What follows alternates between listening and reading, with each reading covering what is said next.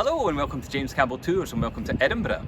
Now if you're looking for some of the best off the beaten track gems across Scotland, well you've come to the right place.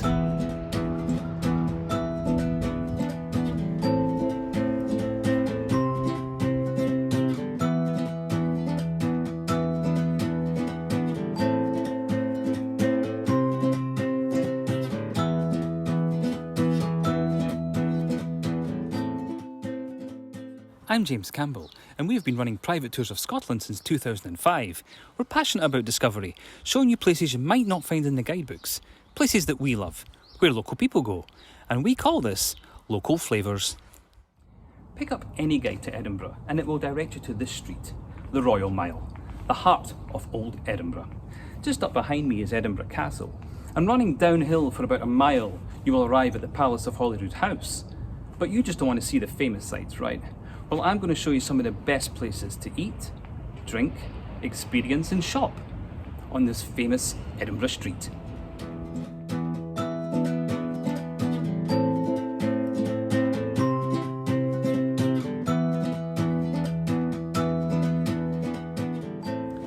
Now, one of the things we love about the Royal Mile are the closes and courts, the small streets, the narrow alleys that lead off the Royal Mile.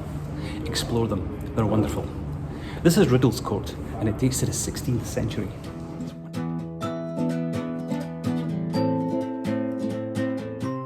I've walked down Fisher's Close from the Royal Mile onto beautiful Victoria Terrace.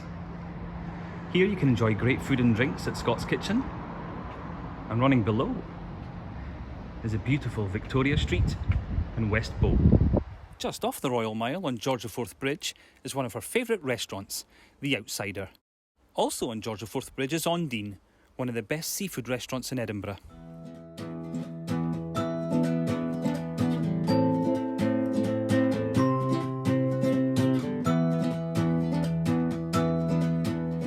I've come down Advocates Close, which is just opposite St Giles Cathedral on the Royal Mile, and it brings you to Devil's Advocate, one of our favourite bars and restaurants. Great food, great drinks and great whisky.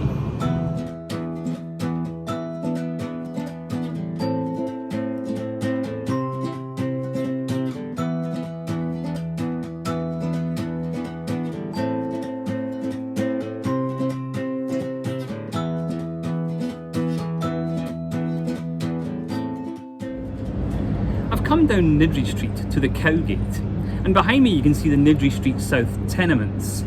Here you can also have a pint in Bannerman's Bar, a place I still like to go to. You can also see the Cowgate Arch. Now this is the only visible arch of the 19 arches which makes up the South Bridge. One of our favourite museums and concert halls in Edinburgh is St Cecilia's Hall.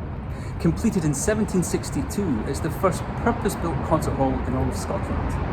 It has a wonderful collection of early musical instruments and fine Georgian interiors too. We recommend a visit.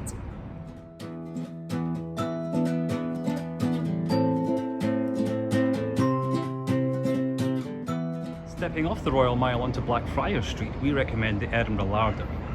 They serve a great breakfast or lunch, and the produce comes from across Scotland too. One of the most atmospheric places on the Royal Mile is Monteith's Bar and Restaurant. Step inside for great food and the best whisky cocktails. These strange markings on the Royal Mile show you where the Vulgate House once stood. It was demolished in 1764 so to make better access onto the mile. And if you look on top of the Scottish Storytelling Centre, you can see the original gatehouse bell. The bell was forged in the Netherlands in 1671 and was used to alert travellers that the gates were about to open or close. I've stepped off the Royal Mile onto 16th century Tweeddale Court. It's a peaceful escape from that busy street. Here you can also see the King's Wall, which dates to the 15th century. If you're looking for handmade bagpipes, handmade kilts, or fine quality leather goods, St Mary Street Makers is where it's at. A fantastic restaurant on the Royal Mile is Wedgwood.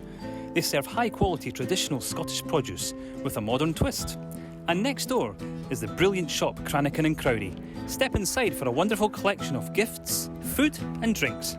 Tastings are always on offer. Everything in here is made in Scotland. Well folks, that wraps up our adventures around Edinburgh for now. We didn't quite make it to the bottom of the Royal Mile, so join us again. We'll be showing you more local flavours of Edinburgh and beyond. Goodbye.